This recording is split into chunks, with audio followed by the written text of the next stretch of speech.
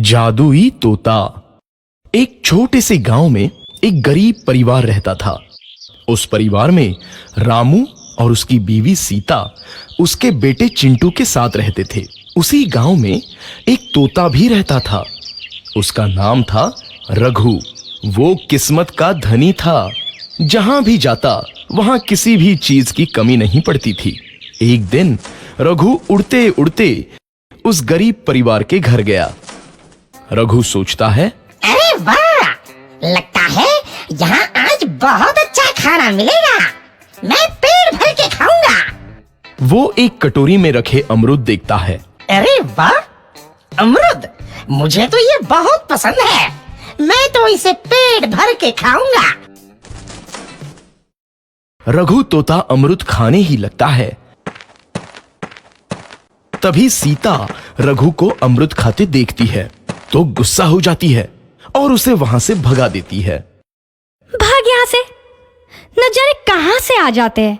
मैं तो परेशान हो गई हूं इनसे। सीता के भगाने के बाद रघु चुपचाप से एक कोने में रहता है। धीरे धीरे उस परिवार की बरकत होने लगती है।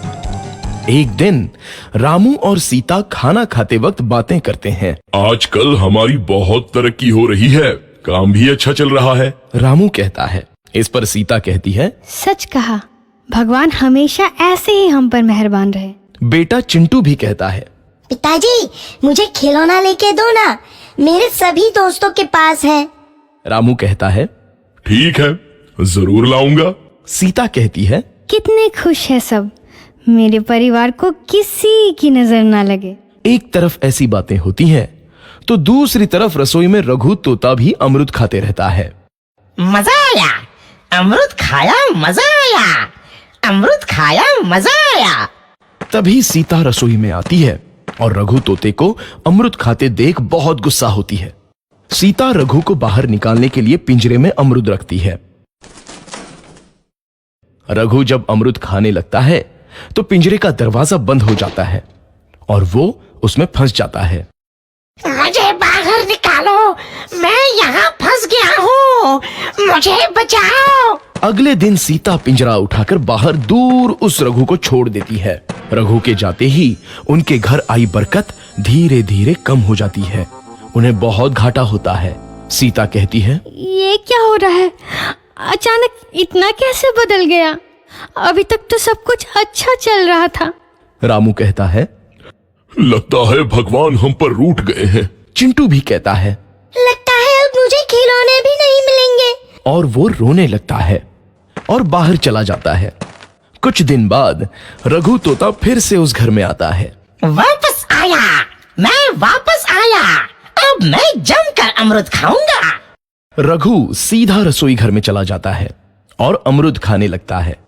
कुछ देर बाद सीता रसोई में आती है और रघु को देख कहती है, एक तो घर में पहले से इतनी दिक्कत चल रही है और ऊपर से ये तोता मुझे और परेशान कर रहा है। सीता रघु को वहां से भगा देती है। रघु उड़कर किसी कोने में छुप जाता है। कुछ दिन बाद धीरे धीरे उस घर की बरकत वापस आने लगती है। काम भी अच्छे से चलने लगता है। एक रात जब रघु तोता अमरूद खाने जाता है तो पिंजरे में फंस जाता है। ये लोग आखिर चाहते क्या हैं? एक तोते को शांति से अमरूद खाने क्यों नहीं देते? मैं कौन सा चोरी कर रहा हूँ? बस अमरूद ही तो खा रहा हूँ। तभी रामू वहां आता है और पिंजरे में रघु तोते को देख उसे बाहर छोड़ देता है। ये तोता भी कितना जिद्दी है, बार बार वापस आ जाता है। जैसे ही रामू रघु को छोड़ देता है, अगले दिन से फिर से उनके घर की बरकत जाने लगती है। काम में घाटा होता है। किसी को समझ नहीं आ रहा था कि ऐसा क्यों हो रहा है। रघु तोता घर आता है तो अचानक बरकत आती है और जब रघु तोता को बाहर निकालते हैं तो बरकत चली जाती है। एक दिन सीता रघु तोते के घर आने और बाहर जाने की स्थिति पर नजर रखती है। ये तोता जब भी घर आता है तो घर में बरकत आती है और जैसे ही ये घर से बाहर जाता है तो उसी के साथ बरकत भी चली जाती है। कहीं ये जादुई तोता तो नहीं है? अगली बार जब ये तोता घर आएगा तो मैं इसे कहीं नहीं जाने दूंगी। सीता रघु का बहुत इंतजार करती है लेकिन रघु तोता दोबारा उस घर में कभी नहीं आता।